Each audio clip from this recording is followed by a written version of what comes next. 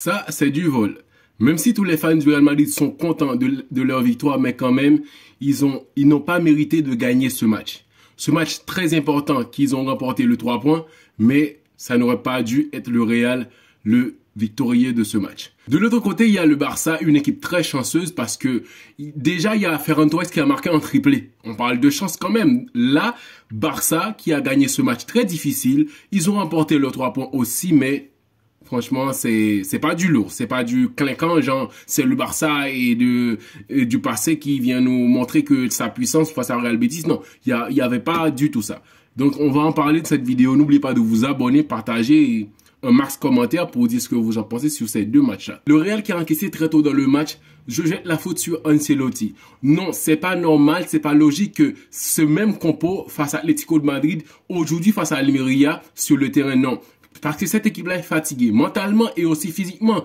Même si le mental du Real Madrid, c'est d'acier, c'est en métal qu'on connaît pas encore et c'est sa composition. Mais quand même là, ce compo, ce n'est pas logique. Cette équipe-là est fatiguée, encaissé en but aussitôt dans le match.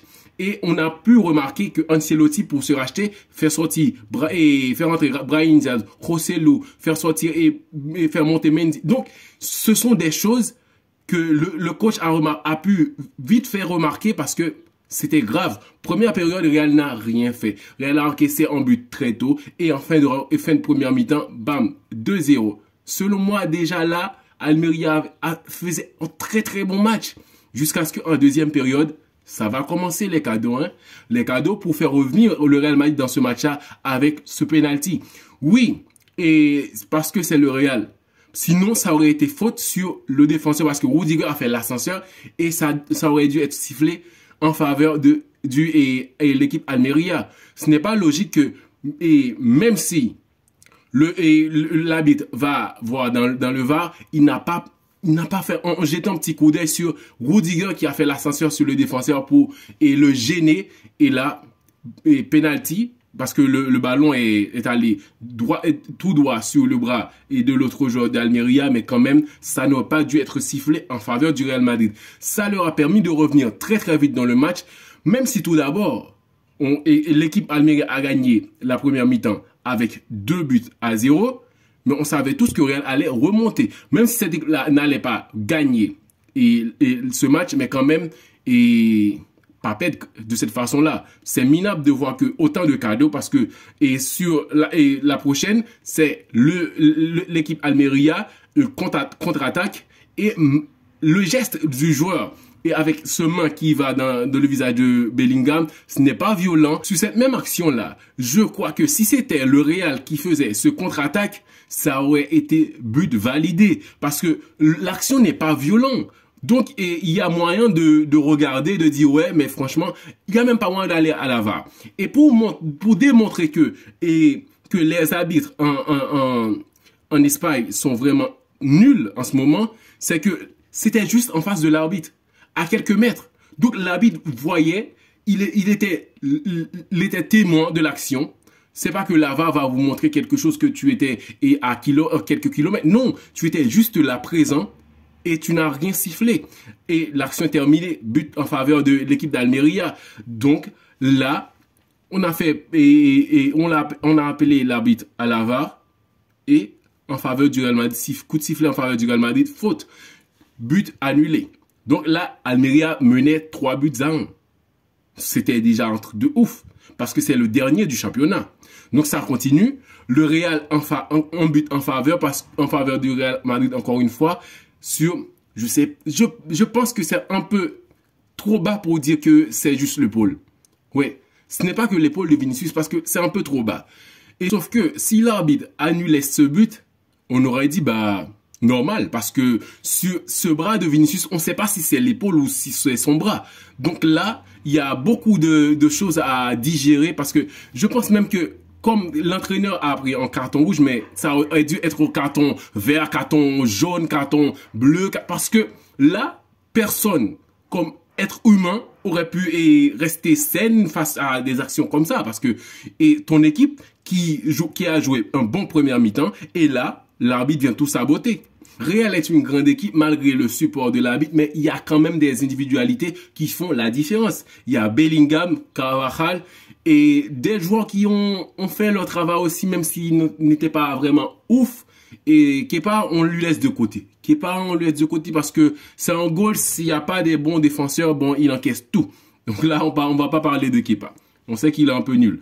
Donc là, avec Bellingham, Vinicius et Carvajal, ils ont tout fait pour essayer de remonter le score et de donner la victoire au Real Madrid, malgré l'aide de l'arbitrage. On va pas l'oublier tout ça. Real est une équipe très forte, mais quand même, avec l'aide de l'arbitre, imagine un peu ça.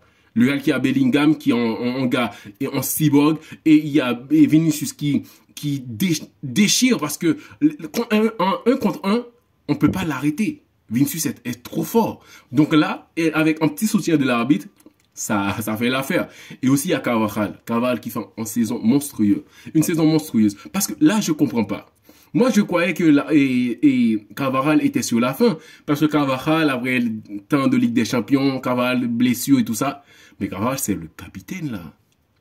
Carvajal ne laisse pas tomber. Carvajal, depuis la Supercoupe, bien avant ça, hein, mais après la Supercoupe, qui nous sort des matchs de malade et qui continue à la... Non, il a ça dans l'âme.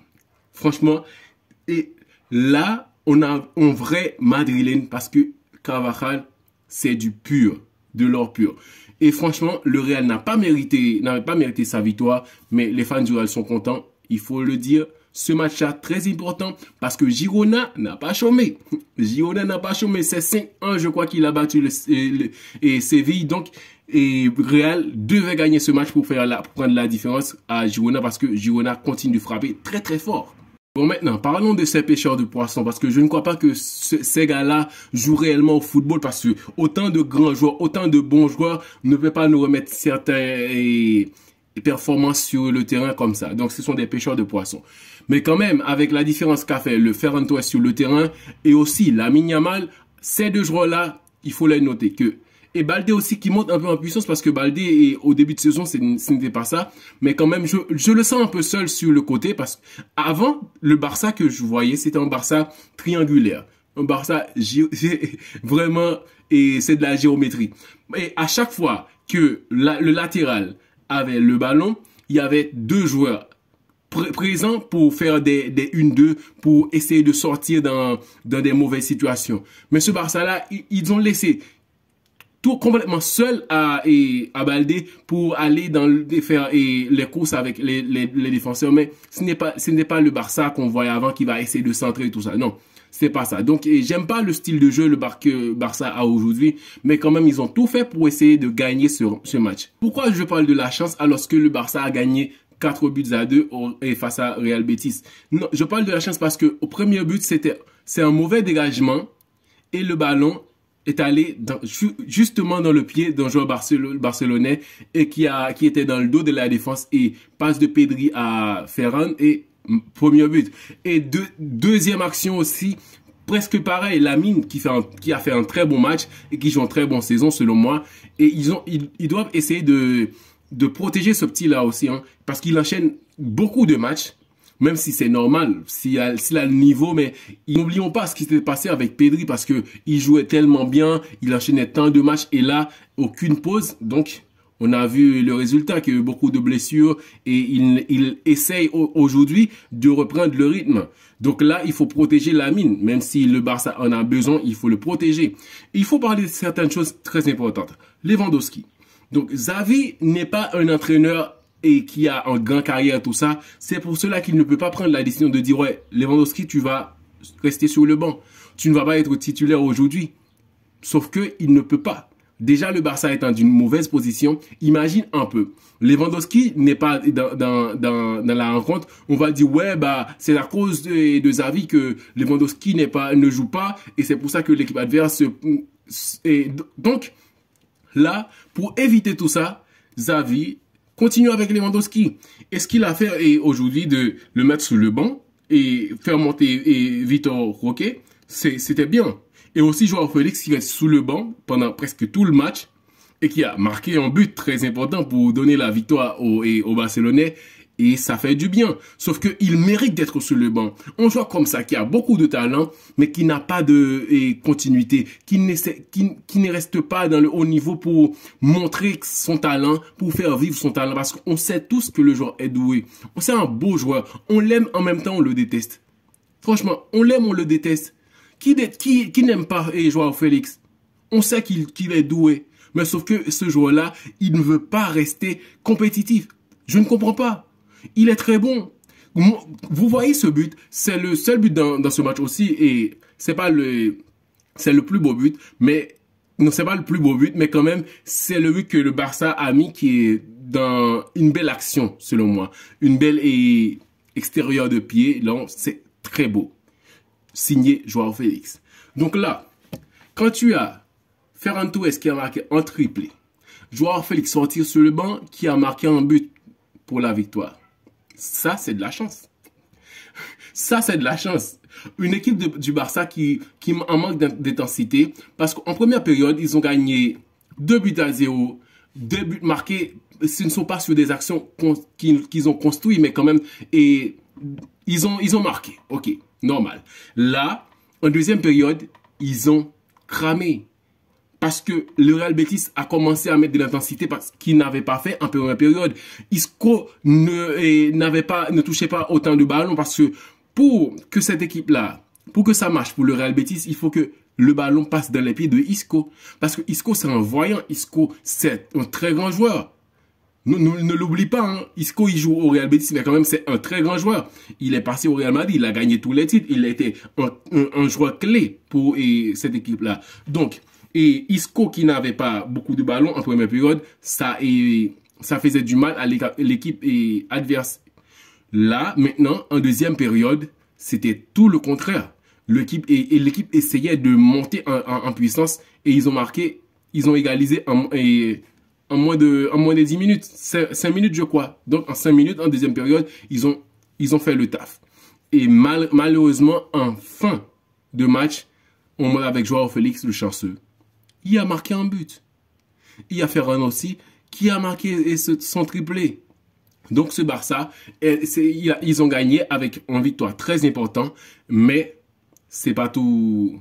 Ça ne veut pas dire que le Barça, ils vont déjà se reprendre. Je l'espère pour eux, mais quand même, il reste des choses à faire. En défense, parce que je ne comprends pas, l'équipe qui avait la meilleure défense de la Liga et aussi en Europe encaisse autant. C'est pour dire que pour les parieurs, pour les gens qui parient sportifs, allez, déjà, Barça va encaisser. Les deux équipes marquent parce que Barça encaisse toujours. Ça fait combien de matchs Barça ne cesse pas de encaisser. Et aussi, depuis quand Lewandowski nous charme avec des beaux buts? Aujourd'hui, c'est Ferran Torres qui marque. C'est pas possible. C'est pas possible de voir autant de matchs enchaînés sans marquer de but. Là, il faut se gérer, même si, est-ce que Xavi va essayer? Là, Victor Roque,